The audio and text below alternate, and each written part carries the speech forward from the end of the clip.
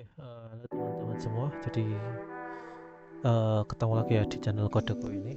Jadi eh, harusnya teman-teman ini ya eh, nonton video ini niatnya pasti nyari terkait dengan Kamin clustering gitu ya. Atau mungkin ada yang kesasar, wah boleh juga tuh. Nah langsung aja ya. Jadi kita coba belajar bareng-bareng gitu ya. Apa itu Kamin clustering gitu ya. Kita coba searching bareng-bareng aja dulu. Kamin clustering gitu. Explain.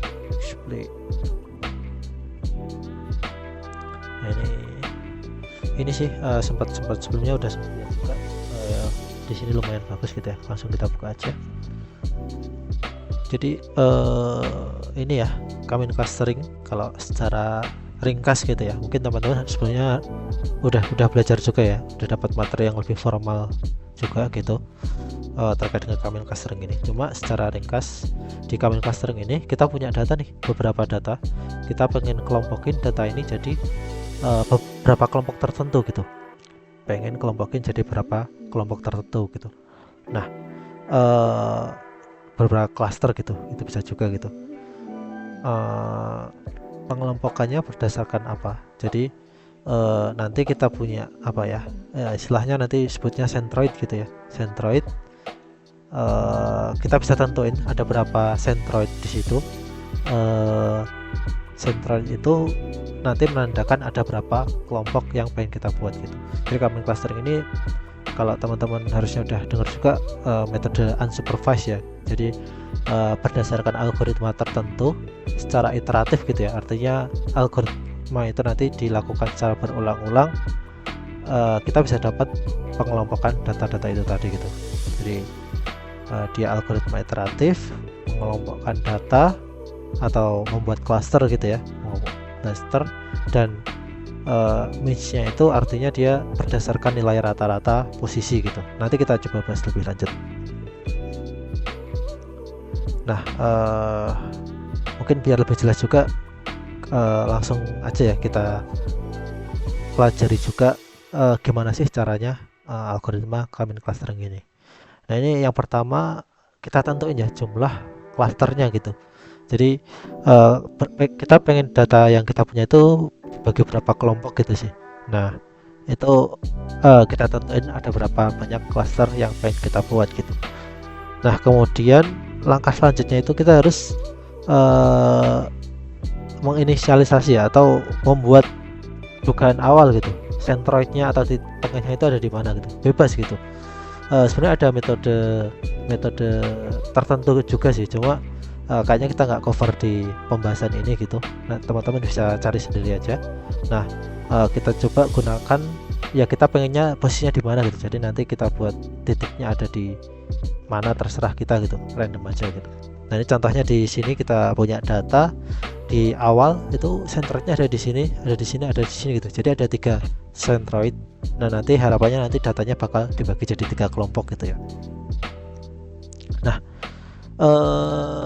tahap selanjutnya gimana?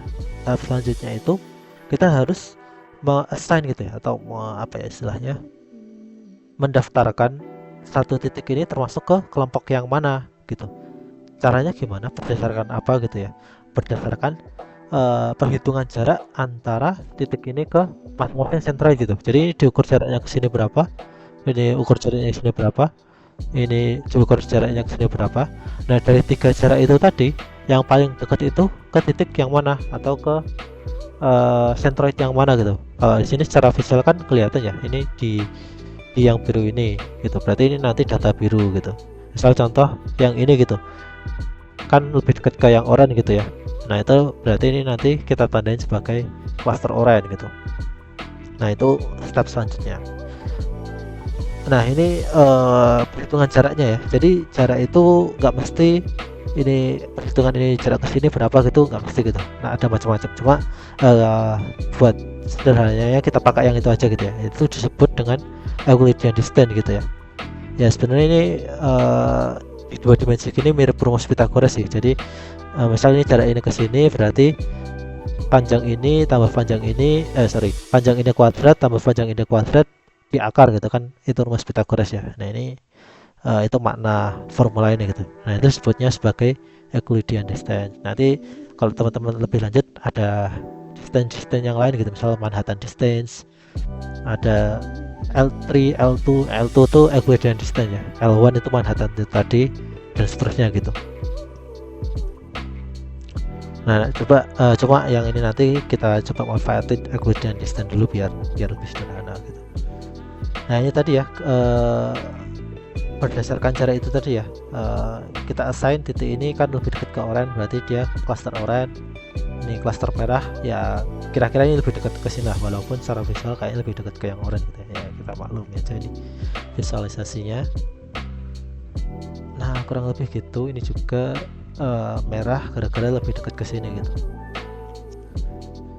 Nah, selanjutnya gimana?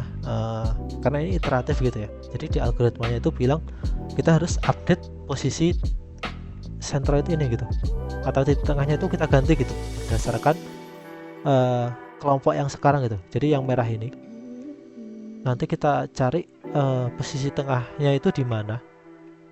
Persamanya gini ya, kita jumlahin misal koordinat x-nya kita jumlahin semua. Oh, ternyata ketemu nih x baru itu nanti kira-kira sekitar sini gitulah. Nah, itu kita pakai sebagai centroid baru gitu. Koordinat y-nya juga berarti nanti posisi akhir x centroidnya itu di mana gitu, kita update gitu. Nah, ini persamaannya gini ya, jadi jumlahan nilai posisinya dibagi dengan banyak datanya. Ini kan rata-rata biasa gitu ya. Nah, ini visualisasinya gini gitu ya, walaupun mungkin nggak akurat juga ya. Ini ada di sini kok posisinya di sini gitu, cuma nggak masalah. Cuma intinya gitu tadi ya. Jadi kita update posisi centroid ini berdasarkan anggota kelompok yang sekarang gitu. Jadi anggota merah ini kita hitung titik tengahnya mana sih. Nah, rata-ratanya di mana sih. Itu juga kenapa ini disebutnya dengan metode K-means clustering ya, means-nya ya, ada kata means, rata-rata gitu ya. Ini yang biru ini kira-kira titik tengah dari klaster warna biru itu kira-kira di sini gitulah. Yang oranye ini juga kira-kira di sini. Ya, ini enggak sesuai sih, cuma oke lah ya. Kita pahamnya ini berdasarkan titik tengah gitu. Ya, memang berdasarkan titik tengah gitu. Nah, itu secara keseluruhan itu ya. Cuma ini kan algoritma iteratif gitu ya. Jadi langkah assign tiap titik ke kelompok tertentu, terus kemudian kita update titik tengah centroidnya itu harus dilakukan berulang kali gitu. Dilakukan berulang kali sehingga nanti anggota merah ini udah nggak berubah lagi gitu. Contohnya yang kayak gini ya. Nah, ini kan kalau udah kayak gini kan ya centroidnya nanti ya di sini oke lah ya. Di sini ketika kita evaluasi lagi, yang daerah sini ya tetap ke kelompok merah gitu, yang biru ya tetap ke kelompok biru, yang oranye tetap kelompok oranye gitu. Jadi dia walaupun diiterasi lebih lanjut, anggota kelompoknya nggak berubah gitu. Nah, itu disebut kondisi konvergen di K-means clustering ini gitu. Jadi kita ulangi lagi tadi, ngitung centroid, terus assign titik ke kelompok mana, itu nggak merubah titik itu di kelompok yang lain gitu. Jadi kelompoknya anggotanya tetap gitu. Nah, itu kondisi konvergen harus kita selesain proses iterasinya gitu. Jadi harus kita selesaikan gitu. Nah, itu keseluruhan K-means clustering kurang lebih gambarannya kayak gitu ya. Jadi selanjutnya mungkin kita langsung coba di MATLAB gitu ya. Ini ada tadi sebelumnya sempat nyoba, kita close dulu aja. Nah, ini asumsinya teman-teman udah ini ya, udah kenal lah gitu lah ya sama MATLAB. Cuma kalau memang teman-teman masih agak bingung atau butuh permulaan, mungkin bisa dicek di video yang sebelumnya, kita bahas terkait dengan ya beberapa hal basic di MATLAB, mungkin bisa membantu juga di proses ini gitu. Cuma kalau memang udah terbiasa juga, kita langsung aja gitu ya. Kita masuk ke foldernya.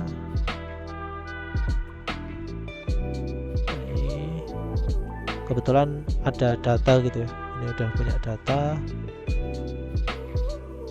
kayak gini. Kita impor gitu ya, impor bisa pakai tombol ini gitu ya, impor data, filenya yang mana, kita open. Nah, ini yang tadi range-nya udah sesuai gitu ya, datanya ini yang mau kita ambil, kemudian langsung aja diimpor. ini udah ke impor ya harusnya. Coba kita push. Nah ini di sini ya datanya. Kalau kita pengen cek gitu ya, data ini isinya apa sih gitu, bisa kita panggil aja mal customer. Nah ini ya tadi datanya tabel kayak gini. Nah dari data ini kita pengen ya ini ya, kita coba evaluasi dua dimensi dulu ya. Jadi dari annual income sama spending score gitu, biar lebih sederhana juga perhitungan desainnya nanti, biar nggak panjang-panjang. Kita ambil data annual income sama spending score gitu. Coba kita masukin ke variable X sama variable Y.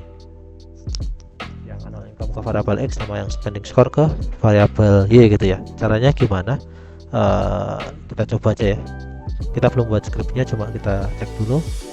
Jadi panggil nama variabelnya, salah, customers, kemudian titik judul tabelnya annual income K. Betul ya? Oke. Nah ini nanti harusnya dapat data ini gitu ya, data yang di kolom ini gitu.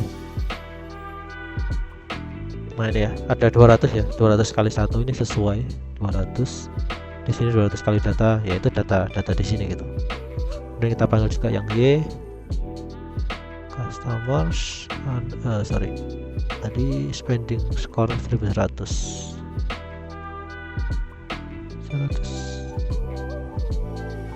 Oke, kita dapat data Y gitu. Nah coba kita visualisasikan gitu ya, pakai scatter plot di MATLAB gitu ya. Jadi scatter X, Y hasilnya kayak apa. Nah ini hasilnya scatter X, Y. Ini kalau kita lihat kasarnya ya, kita bisa kelompok ini jadi 5 cluster gitu ya. Jadi ya kira-kira dari sini sama sini gitu. Nah cuma biar nggak panjang-panjang, di sini coba kita kelompokkan aja jadi 3 cluster gitu, biar nggak banyak-banyak. Nanti kita coba lihat hasilnya seperti apa gitu. Oke. Yang pertama itu ini. Jadi karena kan algoritma iteratif gitu ya, kita harus kasih batasan banyak iterasi maksimum itu maksimal berapa gitu. Jadi iterasi maksimumnya berapa, biar seandainya ada kondisi di mana datanya bikin algoritmanya nggak konvergen, itu program komputernya nanti gitu. Jadi nanti biar nggak hang juga sih, jadi biar ada batas selesainya gitu.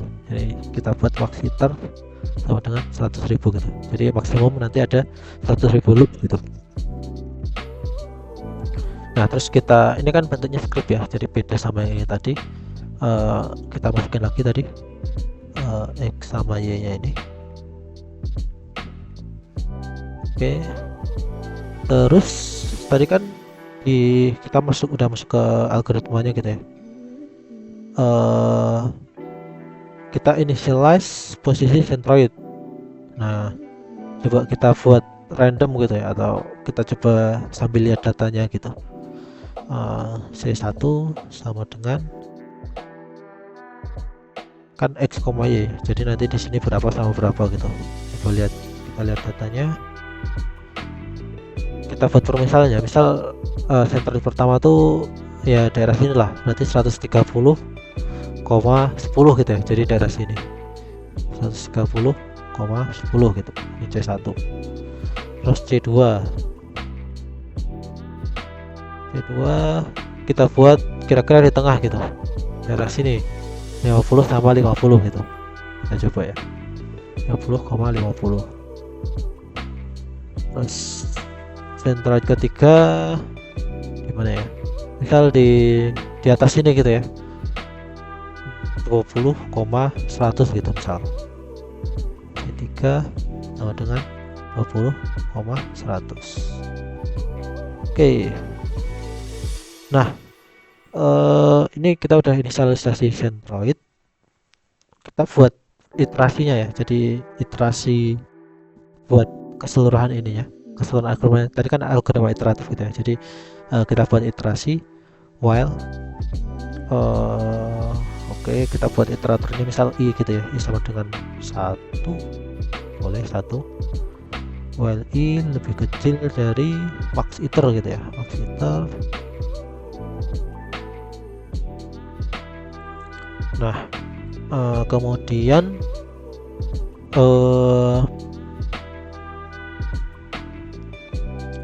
ini ya, kan tadi kita udah punya centroid di awal. Nah kita harus assign tiap titik datanya itu masuk ke jaraknya berapa gitu ke masing-masing centroid gitu. Jadi ada datanya ada 200, tiap titik data tadi itu jarak ke masing-masing centroid berapa gitu ya. Soalnya kan tadi di proses ininya kan kita harus hitung jaraknya gitu ya, hitung jarak semua ke sini sama ke sini, terus minimumnya yang mana gitu. Nah ini coba kita implementasiin. Jadi setiap titik for j sama dengan, jadi j ini iteratornya ya, jadi yang penanda titik kecil gitulah. For j sama dengan 1 sampai banyak data dari x gitu ya. Ini kan banyak data x sama y kan sama gitu ya, jadi nggak masalah mau pakai x mau pakai y, bebas gitu ya. Kemudian length x, kemudian kita hitung jaraknya, distance c1 sama dengan hitung jarak berarti tinggal dikurangi aja berarti ya, xd minus c1d. Ini kan tadi kita kurus ya, kita kuadratkan terus ditambah yang y nya yj sama, oh sorry ini bukan c ya, ini kan harusnya kita ambil yang ini gitu, berarti c11 ini c1 2, sorry kan ini x nya ini y nya. Kalau yang ini kan x nya udah terpisah ya, tiap titik ini x, semua x di titik 1 sampai 200 itu ada di sini, makanya indeksnya tuh j atau yang kemana atau titik j gitu ya. Terus ini juga yj gitu, sama kayak yang x tadi. Nah cuma yang di tengahnya ini c11 ini kan x, terus c12 ini kan yang y gitu. Nah ini kan ini dikurang ini kan jarak di sumbu x kita kuadratkan, terus ini dikurangi ini kan jarak di sumbu y kita kuadratkan. Nah terus terakhir di Pythagoras itu kan kita harus akar gitu ya, SQRT kurungnya kurang 1 kurung, nah gini. Nah kan ngitung jarak ke centroid C1, kita hitung juga jarak ke centroid C2 C3 gitu. Ini kita kopas aja ya biar lebih cepat. Kita ganti C nya, ini C2 ini C3, terus ini juga diganti juga ya karena ini penanda centroid tadi. Kalau buat kita C2 ya kita pakainya yang ini gitulah ya. Ini berarti C2, ini C2 juga, ini C3 juga. Oke, udah dapat nih jarak masing-masing centroid. Nah kita cari nih di antara tiga ini yang minimum yang mana sih. Di MATLAB ada fungsi ya, minimum, bisa kita cek dulu ya, help min. Nah kita mau pakai yang ini ya gitu ya, jadi kita pengen dapat nilai minimumnya berapa sama indeksnya yang mana gitu. Contoh biar lebih kebayang gitu ya, misalnya aku punya A sama dengan 45 3 1 6 4 2. Nah kayak gini, kalau kita masukin apa ya, min tadi gitu ya, pakai yang dua indeks ini, jadi kita siapin variabel m sama variabel i, jadi m, e gini ya, terus kita panggil fungsi min. Nah kita dapat nilai minimumnya itu berapa. Nilai minimumnya kan diantara ini kan 1 gitu ya, dia ada di posisi mana gitu. Jadi ini penanda nilai minimumnya berapa, ini penanda posisinya kan di 4 ya. Ini kan ngitungnya dari 1, 2, 3, 4. Dia ada di indeks keempat gitu. Nah, kita pakai metode ini buat nyari minimum dari data ini tadi gitu. Kita bandingin. Jadi kita buat min val sama indeks min, indeksnya yang keberapa gitu. Nah, ini kita buat ini ya, vektor gini ya, vektor gini buat setiap data disknya. Jadi ini disk C1, disk C2 sama disk C3. Oke.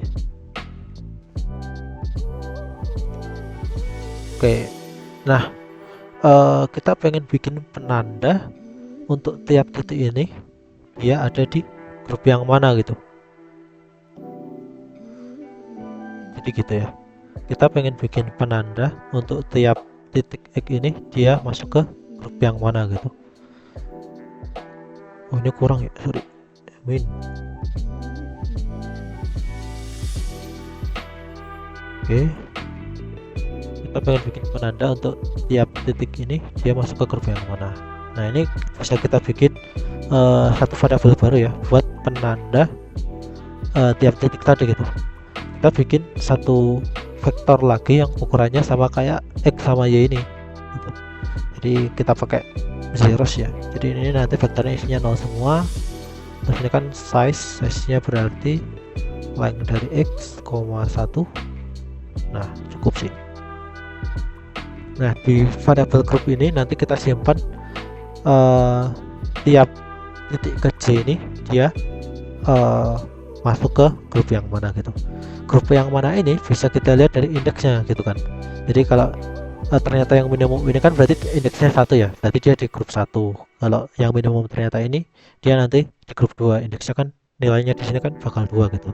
Nah, ini bisa kita manfaatin strategi itu gitu. Jadi grup J dia ada di dari titik J itu masuk ke grup IDX min gitu. Oke ya, kita coba mungkin kalau teman-teman perlu mencoba dulu bisa di pause dulu gitu ya. Jadi ini kita cari minimumnya, kita dapat indeksnya. Nah, itu kita assign ke penanda grup yang mana gitu, penanda grup yang mana dari satu titik gitu. Kalau yang minimum ini kan artinya indeksnya 1, berarti dia ada di grup 1. Kalau yang minimum ini kan indeksnya 2 ya, berarti dia grup 2. Kalau yang minimum ini indeksnya 3, berarti dia di grup 3 gitu. Ini udah selesai nih sampai tahap yang sini tadi. Jadi kita udah sampai tahap ini gitu. Tiap titik udah dapat dia masuk ke grup yang mana. Nah, step selanjutnya kan kita harus mengubah posisi centroidnya, update posisi centroidnya gitu. Nah, tadi ya, update posisi centroid itu untuk tiap grup ya. Gimana maksudnya? Kita visualnya aja. Jadi misal ini kan grupnya yang merah gitu. Nah, centroid yang baru itu diperoleh dari rata-rata koordinat grup merah ini, titik yang termasuk grup merah ini gitu. Centroid yang kuning itu rata-rata dari ini koordinat dari titik-titik yang termasuk grup kuning gitu. Nah, kalau di sini gimana? Berarti kan kita pengen ekstrak titik mana aja, kan di sini ya, titik mana aja di grup. Nah, di grup yang mana gitu. Nah, ini kan kita udah dapat titik mana masuk ke grup mana gitu. Kita pengen dapat nilainya nih. Caranya gimana? Nah, ini di MATLAB ada cara yang menarik gitu ya. Jadi misal kita punya data A sama dengan 1 1 3 3 2 2 4 2 4 gitu. Misal ini ya. Nah, kita pengen ambil A yang nilainya 1 gitu. Caranya kayak gini. Ini A sama dengan 1, dia bakal keluar kayak gini gitu. Kalau dia di situ nilainya 1, dia logiknya bakal nilai 1. Kalau dia nggak nilai 1, dia di sini logiknya nilainya 0 gitu. Karena ke belakang 0 semua gitu ya. Atau yang mungkin kelihatan 2 deh. Kita buat ya. Kita masukin ke variabel apa ya? is 2 sama dengan 2. Nah ini kan di sini kan, jadi 2 itu ada di sini, yang nilai 1 tuh di sini gitu. Nah buat dapat angka ini itu kita bisa pakai cara ini, A kurung X2 gitu. Jadi kita bakal dapat anggota dari A yang nilainya 2 gitu. Nah ini dia. Jadi dia cuma ngambil ini sama ini gitu. Ini bisa kita ini sih ringkas gini aja sih, biar lebih kelihatan, biar lebih jelas juga. Kan tadi gini ya, A sama dengan 2. Nah ini hasilnya sama gitu. Nah kita kan tadi pengen dapat nilai angka dari titik yang di grup 1 gitu ya. Berarti bisa nih kita pakai caranya kayak gini, titik X mana aja yang ada di grup 1 gitu ya. Jadi X grup sama dengan 1. Nah ini kita bakal dapat nilai X dari tiap titik gitu ya, dari tiap titik yang masuk ke grup 1 gitu, kayak gitu. Nah ini kita bisa buat variabel baru min X C1 ya, yang ada di grup 1, pakai average gitu ya, berarti ya average kan ngitung rata-rata kayak gini. Oke, jadi ini dia ngambil nilai X dari titik-titik yang masuk ke grup 1. Nanti teman-teman bisa eksperimen lagi ya yang ini, biar lebih jelas juga. Nah kemudian kita coba cari juga yang min Y nya ya buat grup 1, average Y grup sama dengan 1.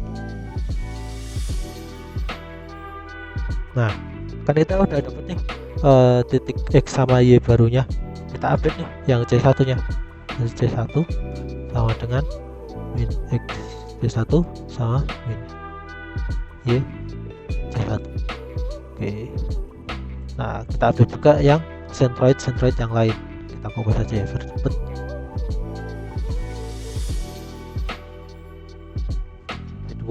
C2 di sini C2. Nah di sini kan grup 2 ya, berarti grup sama dengan 2. Yang kedua, yang ini 3. Oh sorry, ini ada yang ketinggalan.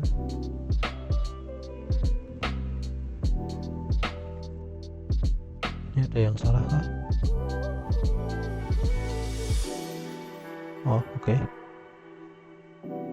Nggak masalah. Ini C3, ini C3 gitu ya. Ini berarti grup ketiga. Nah ini udah kita update nih centroidnya. Nanti kan ini iterasinya udah selesai nih, ini udah selesai, kita bisa tutup. Nah nanti dia bakal balik lagi ke tahapan yang ini tadi, ngecek titik yang mana itu termasuk ke grup yang mana, kan dapat format kelompok baru sih, apa ya, bukan format, konfigurasi kelompok yang baru gitulah ya, konfigurasi yang baru. Terus habis itu kita update lagi titik tengahnya posisinya di mana, balik lagi dicek lagi tiap titik itu masuk ke grup yang mana, update lagi titik tengahnya gitulah. Nah ini iterasinya udah gitu nih, udah selesai. Nah mungkin yang bisa ditambahin juga itu kan kita misal nih, coba cek sini lagi ya, kita udah di kondisi ini nih, yang artinya ketika kita update centroidnya, anggota grupnya itu udah nggak berubah gitu. Nah iterasinya kan udah nggak guna gitu kan, jadi ya kita update lagi anggotanya itu lagi, berarti kan centroidnya udah nggak berubah lagi gitu kan. Nah artinya ketika centroid nggak berubah, anggotanya ya itu lagi gitu. Nah kita ngelakuin iterasi lagi itu jadi nggak guna kan, artinya kita harus selesaiin iterasinya gitu biar nggak boros komputasi. Nah caranya gimana, itu kondisi konvergen tadi ya, yang maksud kondisi konvergen tadi ketika anggotanya udah nggak berubah. Nah itu harus kita selesaikan tuh proses iterasinya gitu. Nah, kita coba bikin ini ya, variabel baru. Ini last group gitu ya, last group yang isinya tuh vektor beda gitu ya, once 100 gitu ya, isinya 100 angka. Ukurannya sama sih, sama yang sebelumnya, cuma angkanya 100 gitu, biar kalau angkanya satu kan gini misal, itu bisa jadi di sini itu nanti grupnya ternyata kok grup satu semua gitu. Terus ya udah kita bikin kriteria di sini jadi selesai gitu kan iterasinya. Nah, biar menghindari itu, kita cari angka yang nggak ada di sini gitu. Jadi lebih dari 3 gitu. Kita kasih 100 gitulah. Kita buat 100. Nah, oke, kita buat kriterianya. Tadi kan kriterianya dia selesai ketika anggota grupnya udah nggak berubah gitu. Nah, itu caranya gimana? Berarti kan kita buat kriteria if last group itu sama dengan ya, kita buat yang sama dengan grup, berarti kita harus selesaikan iterasinya. Nah, oke, pakai break gitu ya, pakai break gitu. Nah, last group ini harus kita update gitu. Jadi last group sama dengan grup, kita update isinya gitu. Jadi di sini nanti misal ketika grupnya nggak berubah, berarti kan last group sama dengan grup gitu ya. Nah, ini iterasinya diselesaikan gitu. Terus di sini kalau emang ternyata ini sama ini beda, last groupnya kan harus kita update grup yang sekarang gitu ya. Kan nanti kan grup ini kan diupdate lagi di sini gitu ya. Jadi dapat grup baru, last groupnya kelompok yang konfigurasi sebelumnya gitu. Kita cek lagi apakah yang sebelumnya itu sama dengan yang sekarang. Kalau iya, berarti iterasinya diselesaikan pakai formula break ini gitu. Gitu. Oke, terus sekarang kita coba visualisasinya ya. Visualisasikan ini iterasi common clusteringnya udah selesai gitu ya. Kita coba buat visualisasinya, buat gambar, figure, hold on, terus scatter X yang dari grup sama dengan 1 gitu, sama Y grup sama dengan 1 gitu. Kita kasih tanda OR. OR ini berarti nanti bentuknya O lingkaran tadi ya, kayak tadi itu. Ini tanda O gitu ya. R itu warna merah sepertinya, lupa juga, nanti kita coba cek aja. Terus yang grup 2 sama grup 3, grup 2 kita ganti yellow barangkali, sama belum, atau green aja deh, green.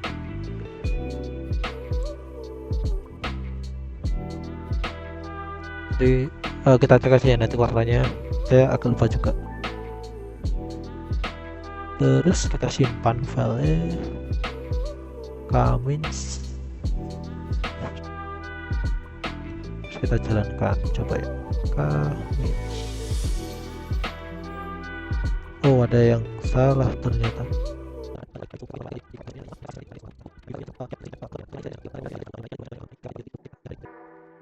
Oke, jadi ini ya, ternyata sepertinya kita pakai yang main aja ya, lebih simpel penggunaannya. Jadi yang average ini semua kita ganti jadi min gitu ya, min.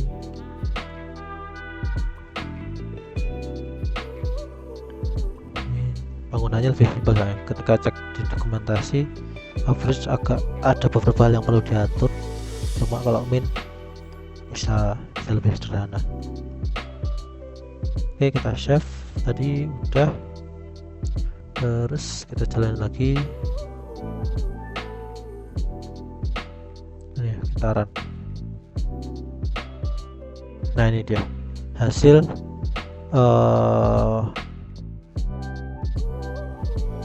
Kamins clusteringnya gitu ya. Kamins clusteringnya hasilnya seperti itu tadi. Misal kita pindahin nih, C1 nya nggak di sini nih, berapa ya, di 50 gitu, ini juga 50 juga. Kita jalani lagi. Oh sih,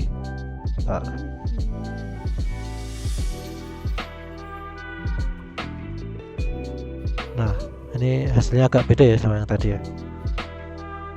Nah emang penentuan nilai awal ini penting juga buat hasil akhirnya. Jadi teman-teman harus eksperimen juga terkait dengan nilai awal tadi.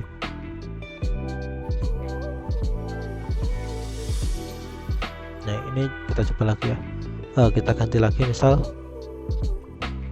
deket-deketan lah, 45, 50 sama 55 gitu. Ini membuktikan kalau algoritma berjalan gitu ya. Kalau ini kan harusnya yang ini kan Y ya, berarti yang bawah itu punya C1, yang tengah C2, yang tengah itu bagian kecil aja punya C2, sama bagian atas punya C3. Cuma hasilnya kan harusnya kalau pakai common clustering nggak gitu ya. Nah hasilnya seperti ini. Nah ini kan jadi pengelompokannya seperti ini gitu. Cuma ketika ini kita ubah, misalnya tadi 10 gitu, 100. Nah ya pengelompokannya sama sih, cuma tadi yang awal agak beda ya hasilnya.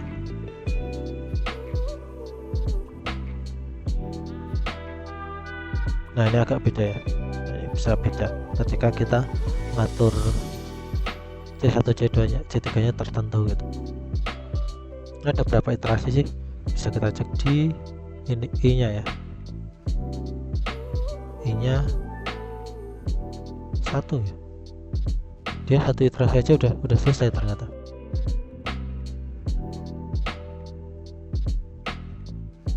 Oh sorry, ini ada yang masalah.